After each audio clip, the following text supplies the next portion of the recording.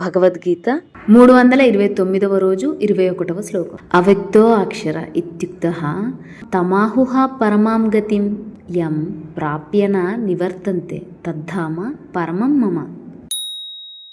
అవ్యక్తః అక్షర ఇతి ఉక్తః తం అహుః పరమాం గతిం యం ప్రాప్య న నివర్తంతే తత్ ధామ పరమం మమ.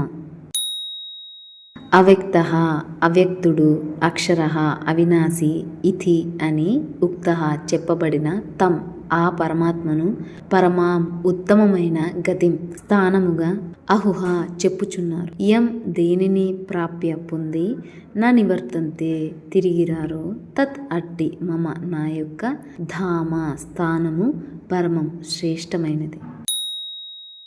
ఈ అవ్యక్తమునే అక్షరము అనియు అందురు, ఇదియే పరమగతి అనియు అందురు.